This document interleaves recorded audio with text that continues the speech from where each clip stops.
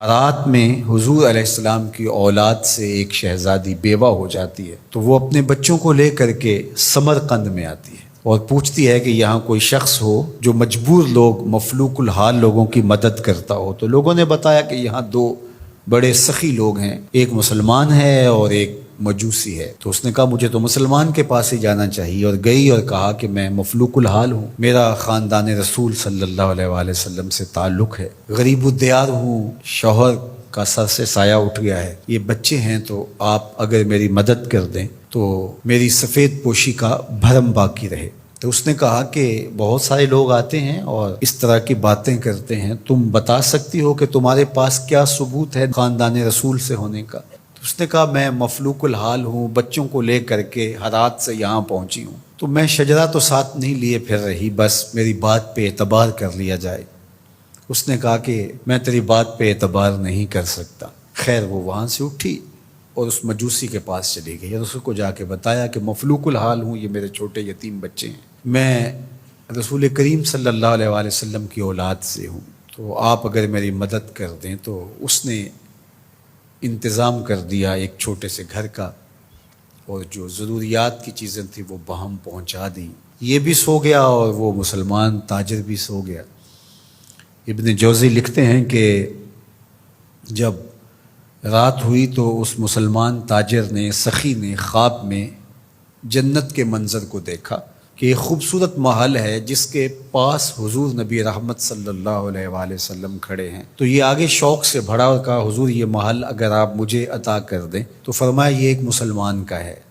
تو کہا میں بھی تو مسلمان ہوں۔ فرمایا تیرے مسلمان ہونے کا ثبوت کیا ہے؟ آنکھیں کھل گئیں، ماضی کا سارا قصہ ذہن میں تازہ ہو گیا، اور وہ جو لفظ کہے تھے کہ تیرے سیدہ ہونے کا ثبوت کیا ہے، وہ لفظ احساس پہ ہتھوڑے برسانے لگے اور نکال دیا گیا دربار رسالت سے۔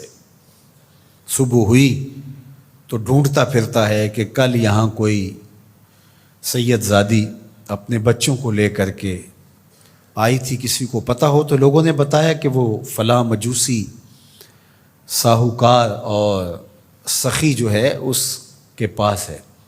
تو وہ گیا اور دروازہ کھٹکھٹایا اور قدرے غسیلے انداز میں کہنے لگا کہ ہمارے نبی کی بیٹی ہے اور آپ کو حق نہیں پہنچتا ہے، ان کی خدمت ہمارا ہی حق ہے، بلکہ کہا 300 دینار لے لو اور جلدی کرو ہمارے سپرد کر دو۔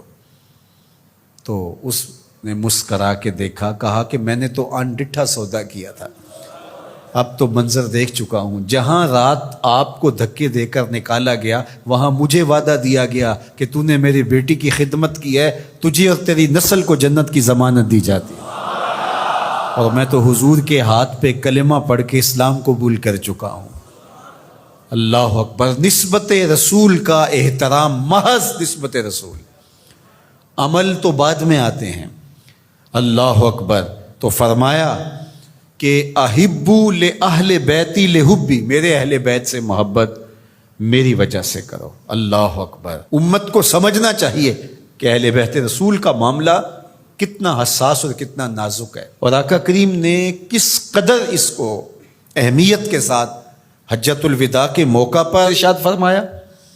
اور دوسرا، حضور علیہ السلام نے مقام خم پر باقاعدہ خطاب کرتے ہوئے ارشاد فرمایا، یہ مکہ اور مدینہ کے درمیان ایک جگہ ہے، الا ایھا الناس، اے لوگو، انما انا بشر یوشک ان یاتی رسول ربی فاجیب، فرمایا کہ میں بشر ہوں، موت کا فرشتہ پیغام لے کر میرے پاس بھی آئے گا اور میں رب کے بلاوے پر حاضر ہو جاؤں گا۔ وانا تارک فیکم ثقلین، لیکن تمہیں تنہا اور لاوارث نہیں چھوڑ کے جا رہا، تمہارے اندر دو بھاری چیزیں چھوڑ کے جا رہا ہوں، جس کو میرے حضور بھی بھاری کہیں وہ کتنی بھاری ہوگی۔ اولہما کتاب اللہ، ان میں سے پہلی چیز کتاب اللہ، اللہ کی کتاب، فیہ الہدی والنور فخذوا بکتاب اللہ واستمسکوا بہ، اس میں ہدایت ہے، اس میں روشنی ہے، بس اللہ کی کتاب کو مضبوطی سے پکڑ لو اور اس کے ساتھ تمسک اختیار کر لو، جڑ جاؤ اس کے ساتھ، لپٹ جاؤ، چمٹ جاؤ اس کتاب کے ساتھ، اپنا ربط کبھی بھی قرآن سے ٹوٹنے نہ دینا، قرآن کے ساتھ اپنے تعلق باطن کو کبھی کمزور نہ ہونے دینا، اس کی تلاوت دن کے اجالوں میں رات کی تنہائیوں میں تمہارا معمول حیات رہے۔ فحث علی کتاب اللہ، حضور نے ابھارا لوگوں کو کتاب اللہ کے ساتھ جڑنے کے لیے، وَرَغَّبَ فِيهِ، اور ترغیب دی کہ اس کتاب سے وابستہ رہو، اس کتاب سے جڑو، اس کتاب کو کبھی نہ چھوڑنا۔ ثم قال، پھر ارشاد فرمایا، وَأَهْلُ بَيْتِي، اور میرے اہل بیت، اذکرکم اللہ فی اہل بیتی، اذکرکم اللہ فی اہل بیتی، اذکرکم اللہ فی اہل بیتی، 3 مرتبہ فرمایا، میں تمہیں اپنے اہل بیت کے بارے میں اللہ سے ڈراتا ہوں، تذکیر کرتا ہوں، نصیحت کرتا ہوں کہ میرے اہل بیت کے معاملے میں کوتاہی نہ کرنا۔ 1 بار نہیں کہا، 2 بار نہیں کہا، 3 بار فرمایا۔ نگاہ نبوت کچھ دیکھ رہی تھی کہ لوگ کربلا کے اندر شہزادگان رسول کو شہید کرنے کے درپے ہوں گے، اور اہل بیت نبوت کی عظمتیں لوگوں کو ہضم نہیں ہو پائیں گی، تو حضور نے 1 بار نہیں، 2 بار نہیں، 3 بار فرمایا کہ میرے اہل بیت کے معاملے کے اندر ان کی حساسیت اتنی ہے کہ کوتاہی کا ارتکاب نہ کرنا۔ اہل بیت نبوت کا معاملہ بہت حساس ہے، بہت ہی حساس ہے۔ یزید پلیت نے اہل بیت کے ساتھ ٹکر لے کے اپنی عاقبت بھی برباد کر لی، اور اپنی دنیا بھی برباد کر لی، اور اپنی نسلوں کو بھی بدبودار بنا لیا اس نے۔ یزید کا نام بدی کا استعارہ بن گیا، دشنام سے بھی بدتر، گالی سے بھی بدتر یزید کا نام ہے۔ حضرت امام حسین رضی اللہ تعالیٰ عنہ حق کا استعارہ بن کے ابھرے، اور قیامت تک ان کا نام زندہ، روشن، سرخرو، کامیاب اور بامراد رہے گا۔ رہتی دنیا تک حسین کے نام کا جھنڈا اونچا ہی رہے گا۔